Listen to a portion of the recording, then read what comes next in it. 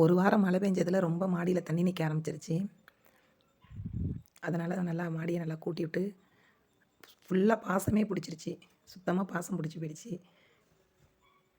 நானும் எங்கள் தம்பி, எங்கள் அம்மா, எங்கள் பாப்பா எல்லாம் சேர்ந்து வேலை பார்க்க ஆரம்பிச்சிட்டோம் மாடியில். எல்லோரும் சேர்ந்து வேலை பார்த்ததுனால சீக்கிரம் வேலை முடிஞ்சிருச்சு.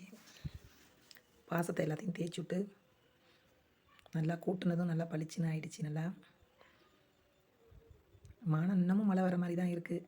ஆனால் நல்லா வெயில் அடித்ததில் நல்லா மாடி கூட்டி விட்டதும் நல்லா தண்ணி எல்லாம் ஓடி போய் மாடி இப்போ தான் பார்க்குறதுக்கு நல்லாயிருக்கு. இப்போ தான் மாடியில் தண்ணி நிற்கிதுங்கிறதுனாலயே நான் சுத்தமாக துணியே காய வைக்கிறது இல்லை. துணி காய வச்சாக்கா கீழே விழுந்துரும் அப்படின்ட்டு மாடியிலேயே துணி காய வைக்கிறதே இல்லை.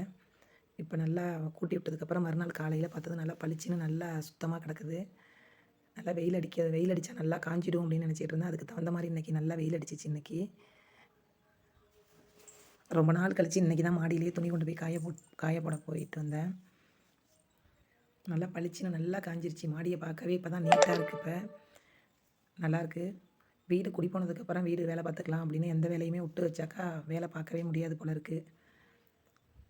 இப்போ தான் நல்லாயிருக்கு. ஆனால் மழை பெஞ்சாக்கா அந்த வாட்டி தண்ணி கொஞ்சம் கிடுகிடுன்னு ஓடிடும்னு நினைக்கிறேன். பிடிச்சிருந்தா லைக் பண்ணுங்கள்.